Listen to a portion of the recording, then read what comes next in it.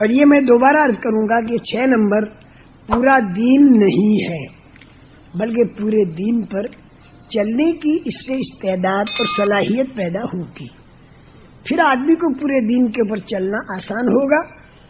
پھر یہ 6 نمبر ہمارے حج میں آئیں گے، ہمارے روزے میں آئیں گے، ہماری دکان میں، ہر جگہ یہ 6 نمبر آئیں گے، تو ہر عمل ہمارا جاندار بنے گا۔ اب جماعتوں میں نکلنے کے بعد ایک آدمی کو ذمہ دار بنایا جاتا ہے۔ ایک آدمی، لفظ امیر کا پہلے بہت کہتے تھے، اور قرآن میں لفظ امیر کا ہے، حدیثوں میں لفظ امیر کا ہے، صحابہ کے دور میں لفظ امیر کا ہے، بڑے حضرت جی رحمۃ اللہ علیہ کے زمانے میں بھی لفظ امیر کا بولا جاتا ہے، لیکن امیر کا لفظ جو ہے اندر مشغول رہیں، ان چند کاموں کے اندر ہم مشغول رہیں۔ دعوت کے اندر عمومی گشت ہے، خصوصی گشت ہے، انفرادی طور پر سمجھانا ہے، اجتماعی طور پر سمجھانا ہے۔ اسی طرح تعلیم کے اندر تعلیم کا حلقہ بھی ہے، آپس کا سیکھنا اور سکھانا ہے، کم جاننے والا زیادہ جاننے والے سے سیکھے۔ ان کاموں کے اندر ہم مشغول ہوں، دعوت، تعلیم، ذکر، تلاوت، دعا، نماز اور ساتھیوں کی خدمت۔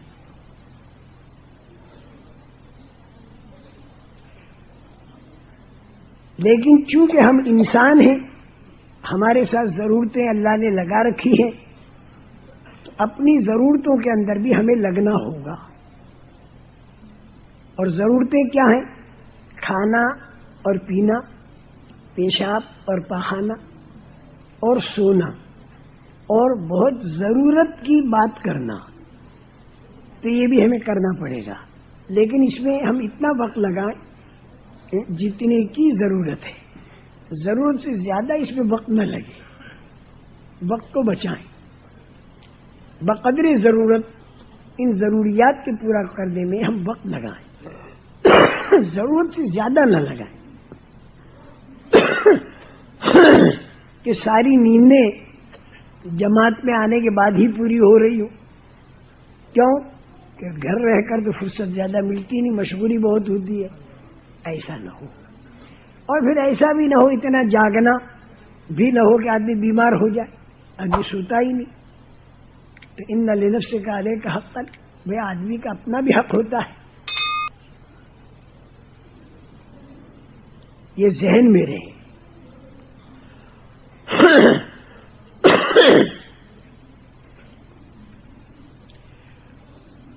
کچھ باتیں وہ ہیں کہ جس سے بالکل ہمیں بچنا چاہیے۔ ہمارا دعوت کا کام ایسا ہے کہ اس میں کچھ باتوں سے بالکل بچنا چاہیے۔ عربی زبان میں اسے کہتے اشراف، سوال، اسراف اور بلا اجازت کسی بھی چیز کا استعمال کرنا۔ ایک تو اشراف سے بچنا، یعنی دل میں کسی کا مال یا کسی کا کھانا، اس طرف ہماری طبیعت نہ چلے، دل میں اس کا خیال نہ آئے۔ اور دوسرے سوال یعنی مانگنا، اس سے بھی ہمیں بچنا ہے، مانگنے سے بھی بچنا ہے۔ اور مانگنے کے 3 طریقے ہیں، ایک تو قال سے یعنی زبان سے مانگنا، ایک حال سے، اور تیسرے چال سے۔ قال، حال اور چال۔ اب مثالیں اس کی میں نہیں دوں گا کہ حال سے کیسے مانگا جاتا ہے اور چال سے کیسے مانگا جاتا ہے، اس لیے کہ پھر وہ طریقہ معلوم ہو جائے گا تو کچے لوگ اس سے مانگنا شروع کر دیں گے۔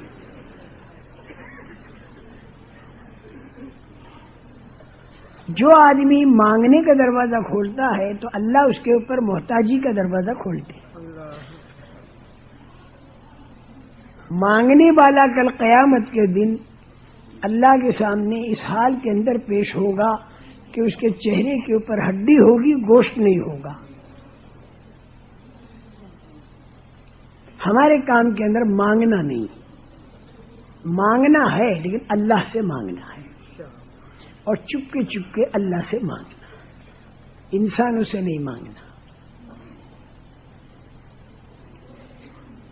تیسری چیز جو ہے فضول خرچی سے بچنا، جماعتوں میں نکل کر سادگی کی عادت ڈالیں، مجاہدے کی عادت ڈالیں۔ جتنی ہماری زندگی کے خرچے مختصر ہوں گے تو انشاءاللہ ہمارا وقت بہت بچے گا، ہمارا پیسہ بہت بچے گا، اور ہم دین کے کاموں کے اندر اپنا وقت اور پیسہ لگا سکیں گے۔ اور جتنا ہمارا کھانا، ہمارا پینا، ہمارے کپڑے، ہمارے مکان، ہماری شادیاں، یہ ساری چیزیں جتنی فضول خرچی پر آئیں گی تو اتنا ہمارا وقت بھی زیادہ لگے گا اور پیسہ بھی ہمارا زیادہ لگے گا، تو ہمارے لیے اللہ کے دین کے کام کے لیے وقت نہیں بچے گا۔ دین کے کام کے لیے اگر وقت بچتا تو یہ وقت ہم دین کے کام میں لگاتے تو نہ معلوم کتنوں کی اللہ تعالی ہدایت کے دروازے کھول دیتے، تو وہ ہمارے حساب میں ہوتا۔ اب اس کے بجائے ہم نے ہمارا سارا کا سارا فضول خرچی کے اندر ہم آ گئے تو پھر ہمارا وقت بھی زیادہ لگے گا، اس میں پیسہ بھی زیادہ لگے گا۔ تو اس لیے جماعتوں میں پھر کر اور زندگی سادی بنانے کی کوشش کرنا، جماعتوں میں پھر کے، اور پھر اس کے بعد جب گھر پر تشریف لائیں تو گھر آنے کے بعد بھی گھر والوں کی زندگی بھی سادگی کی طرف لانا، دھیمے دھیمے سادگی کی طرف لانا، لیکن سادگی کی طرف خود بھی آنا اور گھر والوں کو بھی لانا، وہ دھیمے دھیمے لانا ہے، ایک دم سے نہیں لانا۔ اگر ایک دم سے تم سادگی کی طرف گھر والوں کو لاؤ گے اور ان کا ذہن نہیں بنا تو پھر آپس ہی کے اندر لڑائی جھگڑے ہونے کا خطرہ ہے۔ گھر والی اور بچوں کا ذہن دھیمے دھیمے بناؤ اور دھیمے دھیمے سادگی پر لاؤ، دھیمے دھیمے۔ اور اگر گھر والے اور تم سارے کے سارے سادگی پر آنے پر تیار ہو گئے تو بھی میں یہ مشورہ دوں گا کہ سادگی کی طرف ذرا دھیمے دھیمے آنا، اس طرح آنا کہ جو تم سے برداشت ہو سکے، کیونکہ اگر ایک دم سے سادگی پر تم آ گئے اور تم سے برداشت نہ ہوا اور طبیعت تمہاری خراب ہو گئی تو پھر کہیں خدا نخواستہ فرض جو ہیں یہ بھی چھوٹ نہ جائیں۔ مطلب کہ جو کی روٹی رسول کریم صلی اللہ علیہ وسلم نے کھائی، اب جو کی روٹی پر سارے گھر والوں کو لائے اور زبردستی لائے، لیکن اب جو کی روٹی کھانے میں یہ ہوا کہ معدے اسے ہضم نہ کر سکے اور دست آنے شروع ہو گئے، ٹٹی آنی شروع ہو گئی، بیماریاں آ گئی، اور پھر آدمی کی فرض بھی جاتی رہی۔ تو ایسا نہیں ہونا چاہیے۔ ہم کہتے ہیں سادگی پر آنا، لیکن نیت کرو دھیمے دھیمے آنی شروع کرو، تو اللہ کی ذات سے امید ہے کہ دھیمے دھیمے زندگیاں سادہ بنیں گی انشاءاللہ۔ یہ میں اس لیے احتیاط کی بات کہتا ہوں کہ بعض بہت ایک دم سے لانے کی فکر میں ہو جاتے ہیں، گھر میں لڑائی جھگڑے ہو جاتے ہیں، بعض مرتبہ پھر بیماریاں آ جاتی ہیں، برداشت ہے ہی نہیں۔ لیکن پھر اس کا ریئیکشن یہ بھی نہ ہو کہ چلو مولوی صاحب نے تو اپنوں کی چھٹی دے دی ہے تو بھی جیسے ہیں ویسے ہی رہو، نہ، یہ نہیں، چھٹی بالکل نہیں۔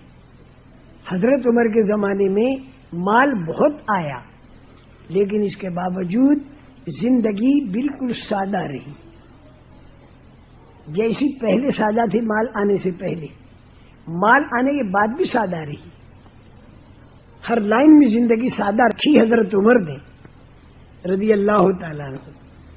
کہیں یہ ذہن کے اندر نہ آ جاوے کہ رسول کریم صلی اللہ علیہ وسلم اور اس وقت میں صحابہ کے پاس جب پیسے تھے ہی نہیں تو مجبوری کے درجے میں وہ سادہ تھے، مجبوری کے درجے میں نہیں، پہاڑ سونا بننے کو تیار تھا، اس کا انکار کر دیا، مجبوری کا درجہ نہیں تھا، بلکہ اللہ کو محبوب ہے اور مطلوب ہے سادگی۔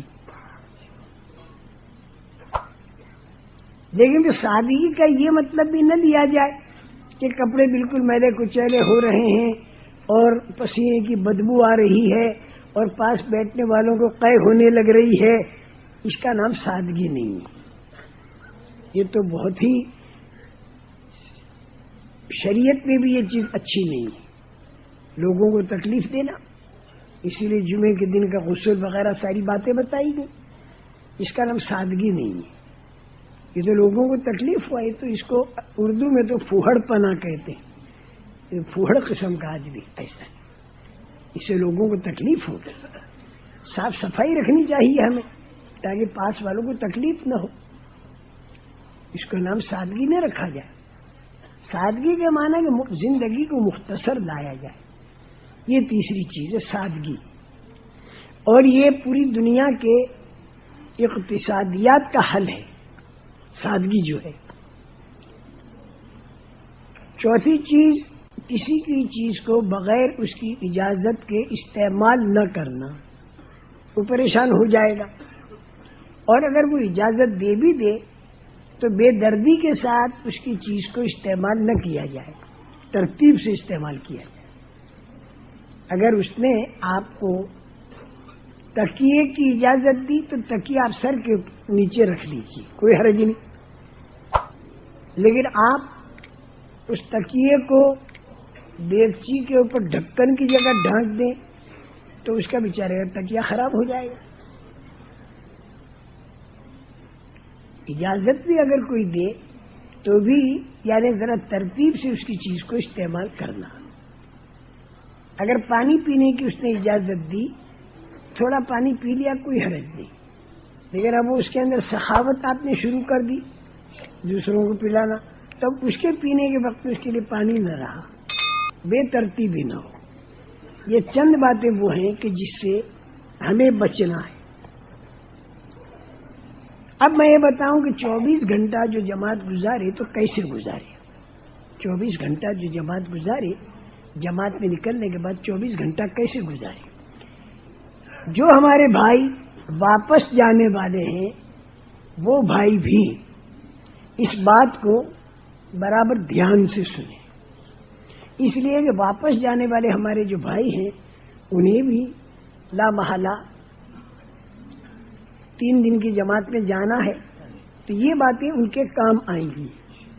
لا محالہ انہیں گشت بھی کرنے ہیں تو یہ باتیں ان کے کام آئیں گی. 24 گھنٹہ جماعت میں نکلنے کے بعد جو ہمیں گزارنا ہے تو کیسے گزارنا. یہاں سے مسافہ کر کے جماعت اپنی جگہ بنا لے، اور جس وقت میں کوئی بھی یعنی بس ہے یا کوئی بھی گاڑی ہے تو اس وقت تک کا اپنا پروگرام بنا لے.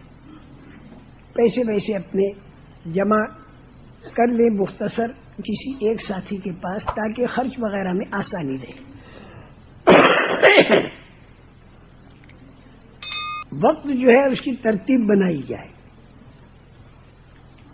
اب اس کے بعد موٹر کے اسٹینڈ پر یا ریلوے کے اسٹیشن پر یا اس طریقے سے جب آپ جامیں تو وہاں پر جماعت پوری بیٹھ جائے، اور ایک ساتھی جو منتظم ہے یا 2 ساتھی تو وہ اپنے ٹکٹ وغیرہ کی ترتیب میں لگے، اور باقی جماعت جو ہے اپنا تعلیم کا حلقہ کرے.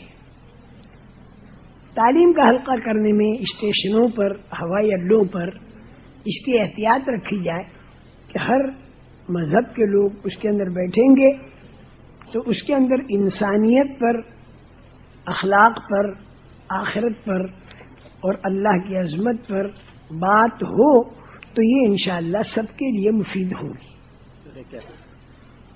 ریل یا اسٹیشن یا بس کے اندر جب بیٹھیں تو جوڑیاں بنا لیں.